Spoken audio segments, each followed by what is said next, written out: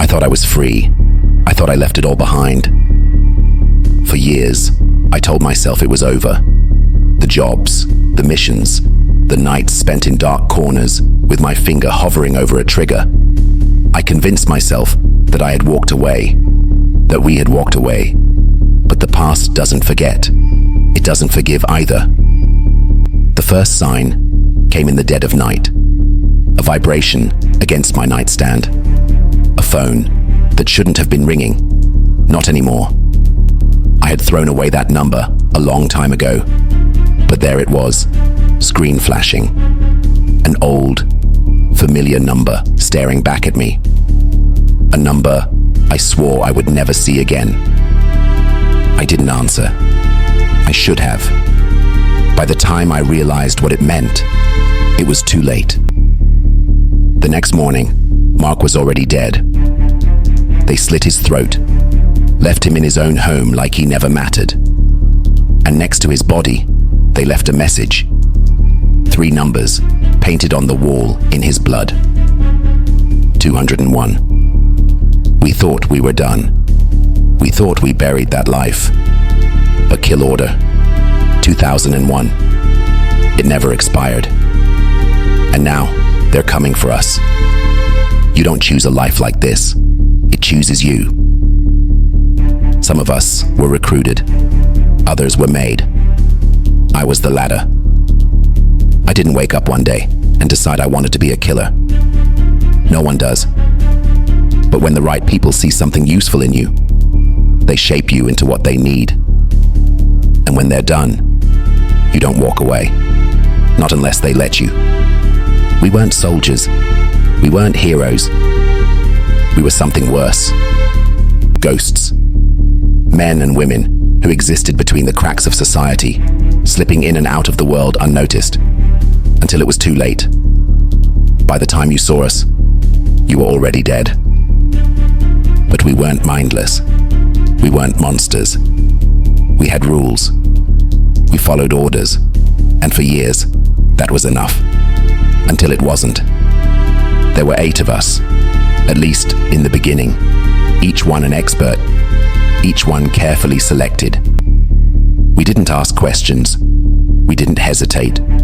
We completed our missions and disappeared, faceless and nameless. And then one day, we turned on the people who made us. Not out of mercy, not out of guilt. We knew the things we had done. We knew what we were. But the moment we realized we were expendable, that the people who controlled us were going to wipe us out like we were nothing, we did the only thing we could. We ran. 8 of us walked away that night. 8 of us disappeared, scattered across the world, slipping into new lives. But now, only 7 of us are left. And the people we ran from, they just sent us a message. I built a life for myself. It wasn't normal, not really. People like me don't get to be normal. But I learned how to blend in. I learned how to pretend. A house in the suburbs. A routine. A job that didn't involve blood. It was quiet. Until it wasn't. It started small. The feeling of being watched. A shadow in my periphery that disappeared when I turned. My door unlocked when I knew I had locked it. Little things. Things I could explain away. Then the messages started. At first, they were vague. A text from an unknown number. A call that hung up as soon as I answered. A single word written on a piece of paper tucked under my windshield wiper. Run. I tried to ignore it. Told myself it was paranoia. That maybe I was seeing ghosts where there were none. But ghosts don't call you in the middle of the night. Ghosts don't whisper your name through the speaker of a phone that should have been dead years ago. I remember standing there, staring at that screen, my pulse hammering so loudly in my ears that I almost missed it. The sound of something outside my window. Not footsteps, not movement, just presence. I turned too late. By the time I reached the window, they were already gone. But they left something behind. A single mark, etched into the glass. A symbol I hadn't seen in 10 years. The order had been given. Kill Order 201 had been reactivated. And now, they were coming. The first real attempt came 2 days later. I was driving. A simple trip to the store. A normal day. I had almost convinced myself that I was overreacting, that I was letting the past bleed into the present. Then I saw the car. It was subtle at first, just another vehicle in the rearview mirror. But when I switched lanes, it followed. When I turned, it turned. When I slowed down, it stayed the exact same distance behind me. Not too close, not too far. Just there, watching. I took a deep breath, my mind working through the possibilities. Maybe it was nothing. Maybe it was something. Either way, I needed to know. I made another turn, then another. A deliberate pattern, an old trick to shake a tail. It didn't work. Whoever they weren't just following me. They were playing with me. My grip tightened on the wheel. My mind snapped back into old habits. Fight or flight. The choices I had lived by for years. And then, just as I was about to make my move, the car behind me suddenly accelerated. No hesitation, no warning, just speed. I barely had time to react. Tires screeched, metal groaned. I swerved, jerking the wheel hard, my car skidding as the vehicle shot past me, missing me by inches. For a moment, everything was still. Then I saw it. The driver's side window was down, just enough for me to see a hand emerge, holding something. Not a gun, not a weapon, a piece of chalk. They dragged it along the side of my car as they passed, the sound grating against the metal, leaving behind a single mark. A symbol, the same one from my window, the same one from the past. Then, the car was gone. No plates, no trail, nothing left behind except that single, undeniable message. It wasn't just a warning, it was a promise. I should have called him sooner. I should have warned him. The moment I saw that mark on my car, I knew what it meant. It wasn't just for me, it was for all of us. But I hesitated. Maybe I thought I could handle it on my own. Maybe I thought I had more time. I was wrong. Mark's door was already open when I got there.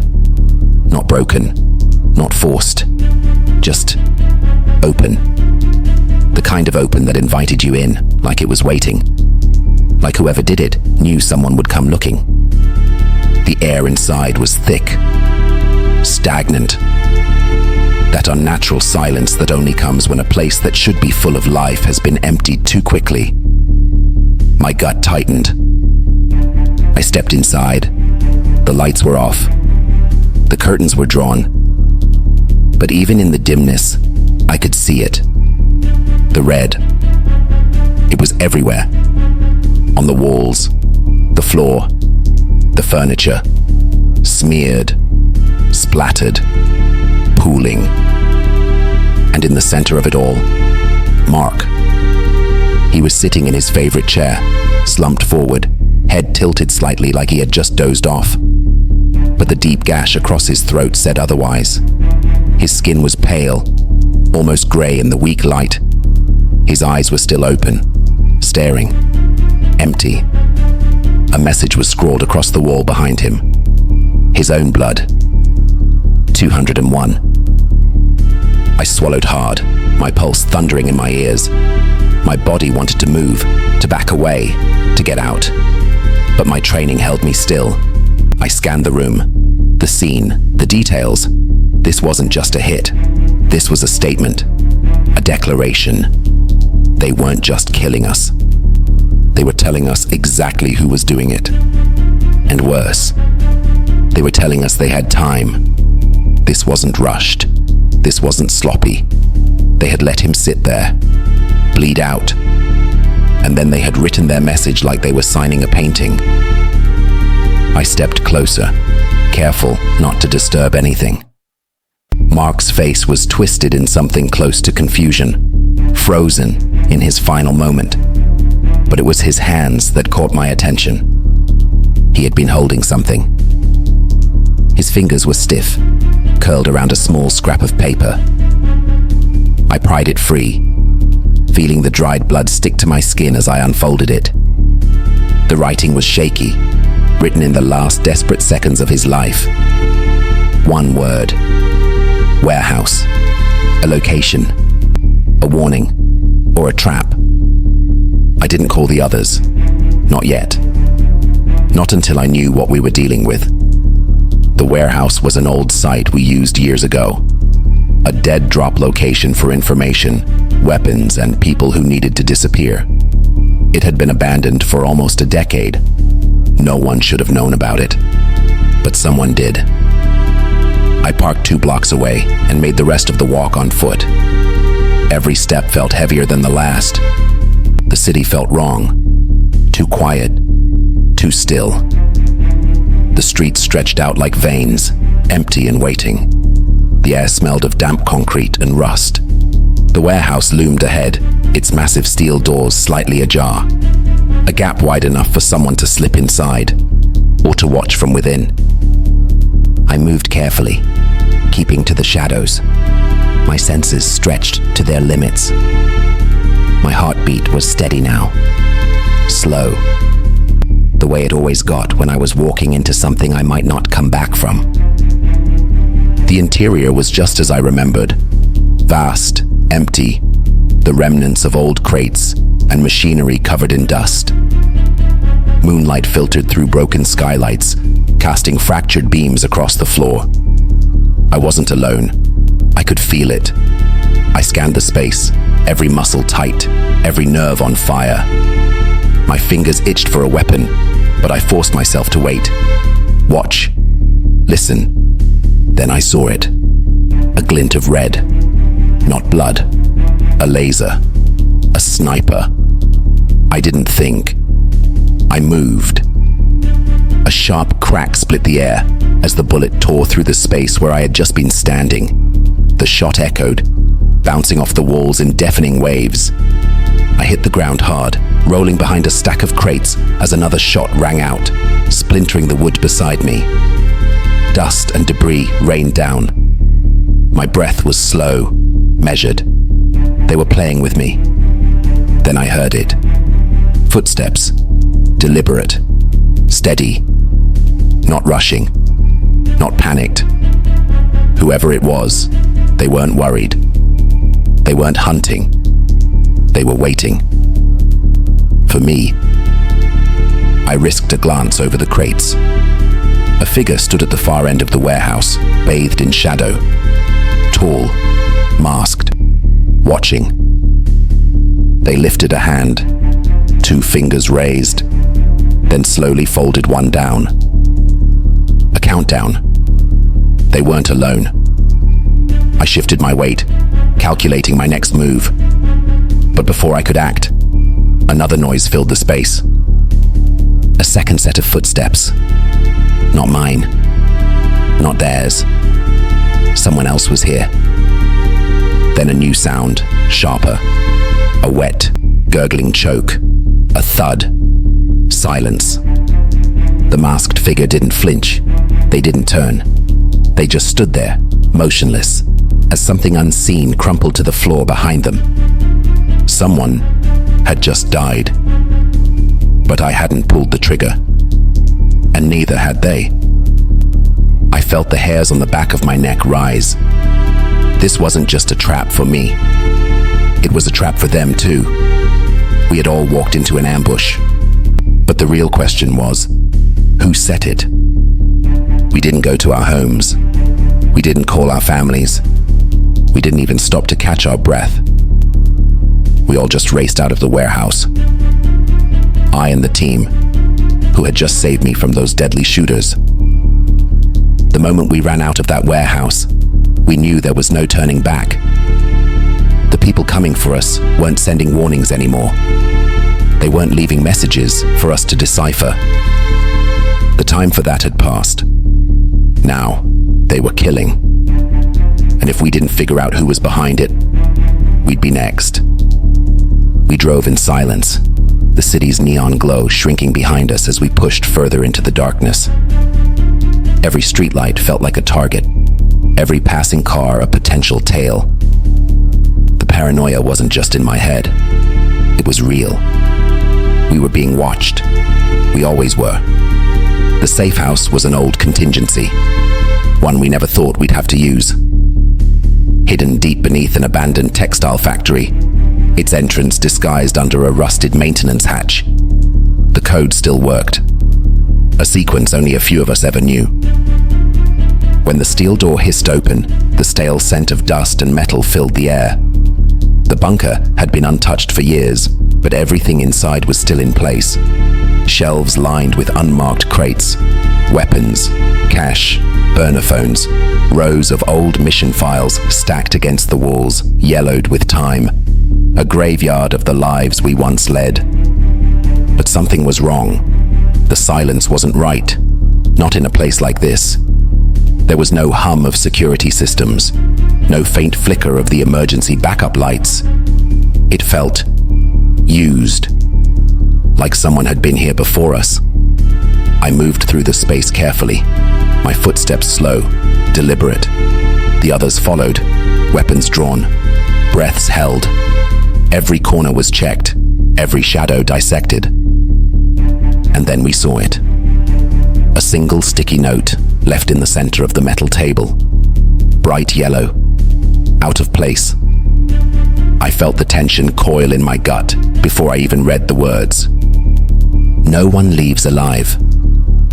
The handwriting was unfamiliar, rushed, jagged, but the message was clear. This wasn't just a reactivation of the kill order. This wasn't a cleanup job. This was eradication. We had one lead left. One last chance to figure out who was behind kill order. 2001, before it was too late.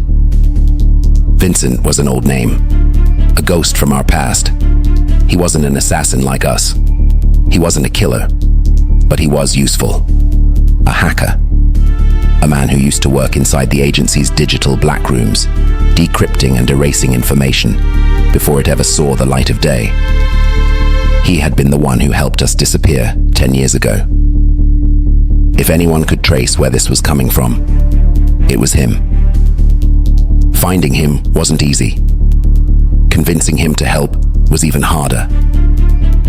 His safe house was buried under layers of false identities, security measures, and paranoia.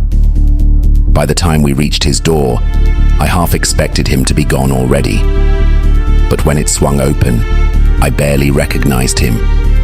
The Vincent I remembered had been sharp, confident, always smirking like he was 10 steps ahead of the world. The man standing in front of me now, he looked haunted. Jesus, he muttered, rubbing his face. I told myself I'd never see you again. You showing up here. This is bad, isn't it? I didn't answer. I didn't need to. The look in my eyes said enough. He let us in without another word. His setup was as chaotic as I remembered. Monitors stacked on top of each other, lines of code flashing across their screens like digital ghosts. Cables coiled across the floor, tangled like veins. He sat in front of it all, fingers flying over a keyboard, breath tight in his throat. It took some digging, he muttered, his voice low. Whoever reactivated 201, they didn't just pull an old file. They recoded it. It's not just a name on a list anymore. It's a full-blown operation. Money, resources, kill teams. Someone is funding this. I leaned in. Who? He hesitated. His fingers hovered over the keyboard, the glow from the monitors painting his face in shifting shades of blue and green. A slow exhale slipped through his lips. "That's the part you're not gonna like," he said. The screen flickered. A file opened. My stomach dropped. It wasn't just a list of targets. It wasn't just us. It was everyone connected to us. Family, friends, anyone who had ever mattered to us. The kill order wasn't just about wiping us out. It was about erasing every trace that we ever existed. The silence in the room felt suffocating. I could hear my own heartbeat pounding in my skull. Then Vincent clicked on something else. A file buried beneath layers of encryption, locked behind a security code that took him 3 separate attempts to crack. When it finally opened, the words hit me harder than any bullet ever could. "Your family is next." I went cold. The air around me seemed to vanish, my vision tunneling to those 4 words burned into the screen. The others were already reaching for their phones, their minds racing ahead, trying to piece together where their loved ones were, if they were already too late. I felt my hands tremble, not from fear, from rage. They weren't just coming for us. They were coming for everyone we ever loved, and we had no idea who they were. There are some missions you never forget, some names that stay with you long after the bodies are buried, and some debts that don't get settled with time. The night was heavy, the kind of weight you could feel pressing against your skin.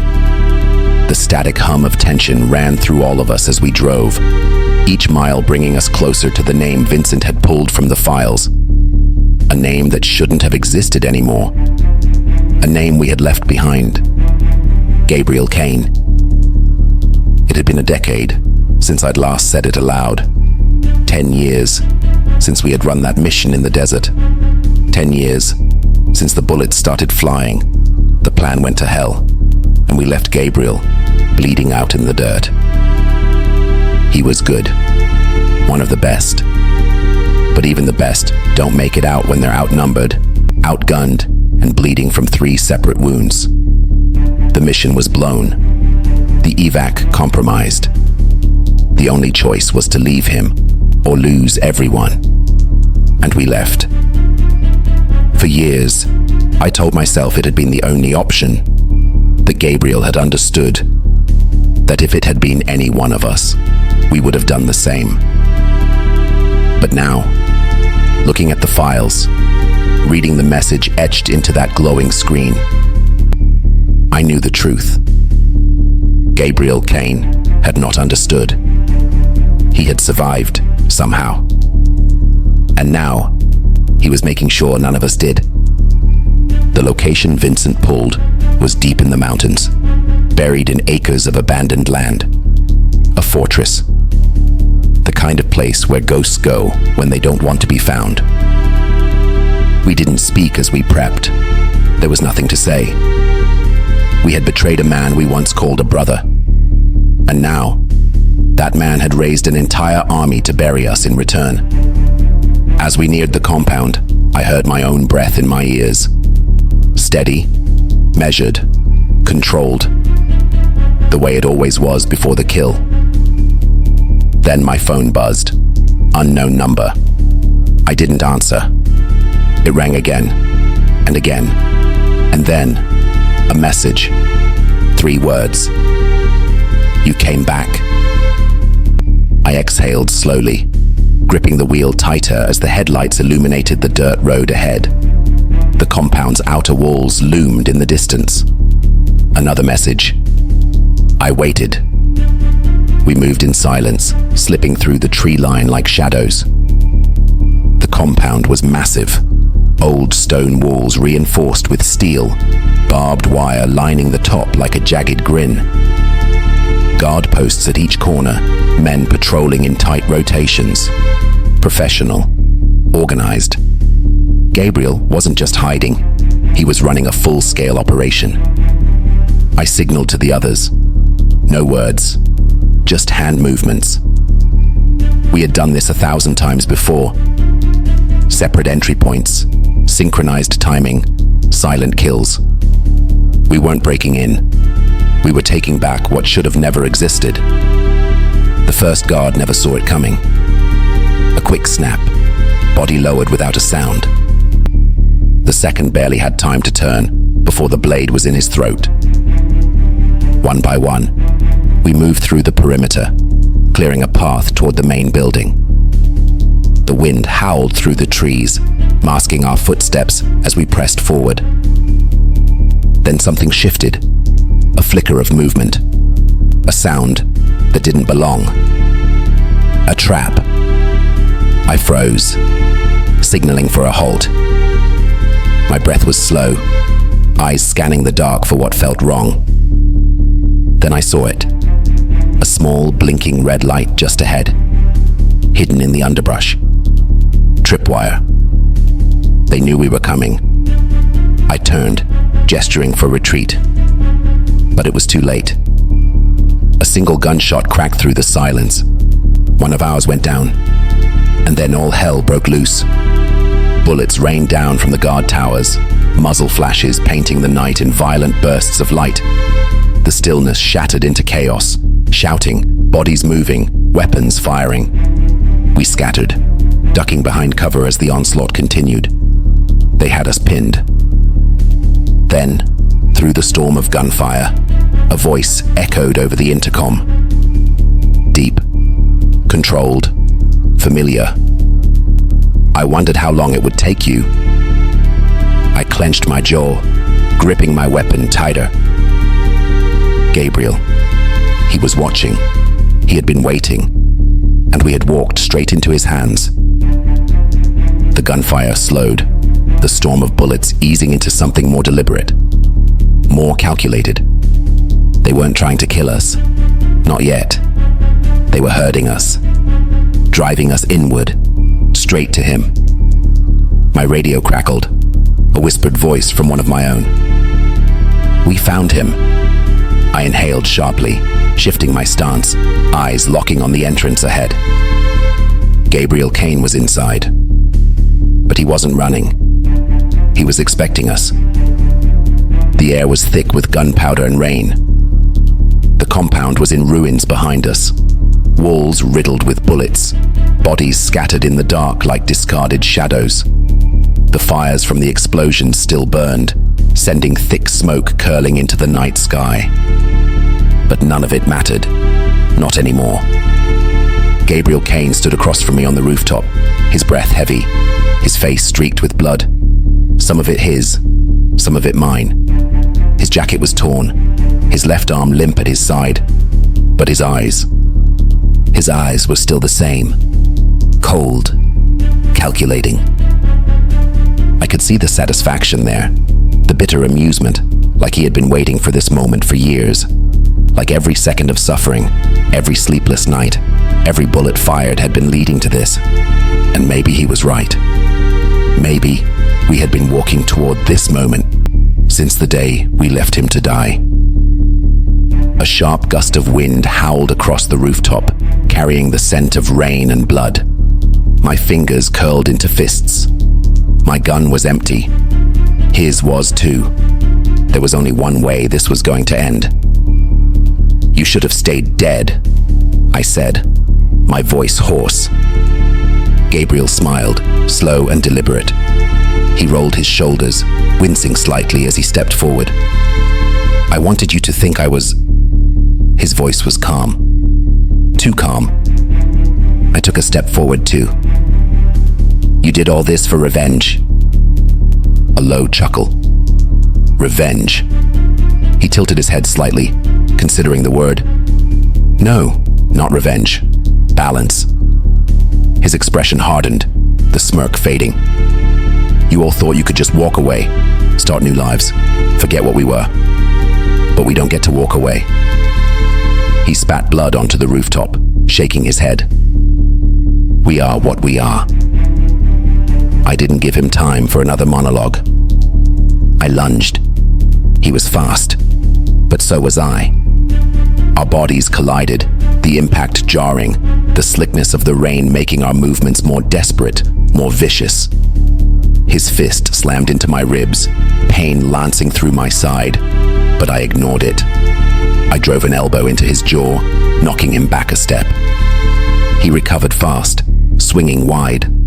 I dodged, barely. The rooftop spun beneath me, my vision narrowing. Every move was instinct, muscle memory from years of training. A punch to his gut. He grunted, but didn't fall. A knee to his ribs. He staggered. Then his fingers found my throat. A sharp squeeze, his grip like iron. I felt the world tighten, breath strangled, stars bursting in the edges of my vision. But he had made a mistake. He had gotten too close. I drove my thumb into the wound on his shoulder, twisting hard. His snarl turned into a strangled gasp as his grip faltered.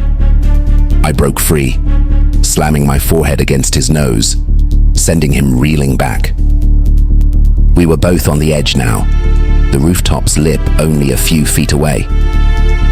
The city stretched below, a dizzying blur of lights and storm-washed asphalt. Gabriel wiped blood from his mouth, breathing hard. "Kill Order 201 doesn't end," he panted, "until one of us stops breathing." I didn't answer. I just moved. The final attack was brutal. No hesitation. No wasted movement. I caught him off guard, a sharp twist, using his own momentum against him. He stumbled, feet slipping on the rain-slicked surface. His balance wavered, and then he was falling. For a second, I saw the realization in his eyes. The understanding that this was it, that the kill order was finally ending. And then, impact. His body hit the ground far below with a sickening crunch.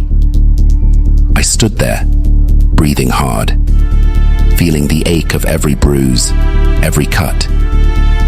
The rain poured, washing away the blood, but not the weight in my chest. It was over. Or at least, that's what I thought. I turned back toward the rooftop door, my limbs heavy. The others would be downstairs, securing the last of the stragglers. It had been a war, a bloodbath. We had won. I took a step, and then I heard the click of a gun. I froze. Not an enemy, not a surviving guard. It was someone I knew, someone I trusted. The voice behind me was quiet, controlled. "I'm sorry." I turned my head slightly, just enough to see them. Their gun was raised, steady, aimed straight at my chest. I stared at them, my breath slowing. And then, the gunshot. The world lurched, pain flared, white-hot and unbearable. And as my body crumpled, as the rain soaked my skin, and the betrayal settled deep in my bones, one final thought echoed in my mind. Trust is the deadliest weapon of all. The wound healed, but the scar remained. Days blurred into weeks, weeks into months. I spent every waking moment looking over my shoulder, listening for a footstep that didn't belong, watching the faces of strangers, wondering if they knew my name. But nothing happened. The first night after I crawled away from the rooftop, I barely slept. The pain from the gunshot kept me grounded. But it wasn't just the physical agony that gnawed at me. It was the betrayal. The realization that even after all the bodies, all the bloodshed, the real enemy had been standing beside me the entire time. I never found out why. Maybe I didn't want to. By the time I was strong enough to move, I knew I couldn't stay. The city was poison. Every street, every alley, every dimly lit bar held ghosts of a past that refused to die. So I erased myself. I burned everything. Every last trace of the kill order. Every document, every photograph, every encrypted drive. I made sure there was nothing left, nothing for anyone to find. If anyone came looking, they'd find ashes, scattered across the wind, the final remnants of a war that should never have been fought. And then, I disappeared. New name, new passport, new life. I settled in a quiet town far from the chaos, where the streets were clean and the people didn't look over their shoulders, where the nights were silent and the past felt like something I could finally bury. It was over. At least, that's what I let myself believe. The first sign should have been the feeling. That uneasy, gnawing sensation in the back of my mind. The weight pressing against my ribs whenever I walked home at night. The way the shadows stretched too far, like something was always just out of sight. I ignored it. I wanted to believe it was paranoia. A ghost of an old life, haunting me because I let it. And then, the phone rang. I stared at it. It wasn't mine. I hadn't owned a phone in months. Hadn't given anyone my number. Hadn't left a trace. The device was sitting on my kitchen table, black, sleek, untouched. I didn't remember putting it there. I didn't know how it got inside. It vibrated again. A message. My breath caught in my throat as I stepped closer, my hands cold, my pulse hammering so hard I thought my ribs would crack. The screen flickered. A notification blinked. One message. One line of text. Unknown number. Kill order. 202. Activated. The air in the room seemed to thin, the walls pressing in, my pulse turning to ice in my veins. I turned slowly, staring at the window. The streetlights outside flickered, casting long, jagged shadows across the pavement. Something moved. Someone stood beneath the light, just out of reach, watching, waiting. I backed away from the table, my breath unsteady. My fingers curled into fists, nails digging into my palm. This wasn't over. It was never over. A sharp gust of wind rattled the windows. The light outside blinked once, and when it came back on, the figure was gone. The phone vibrated again. I didn't check the message. I didn't need to. Some orders never die. Some assassins never retire. I exhaled slowly, my fingers twitching toward the drawer where my old gun waited, untouched, but never forgotten. I'd spent months running. Maybe it was time to stop.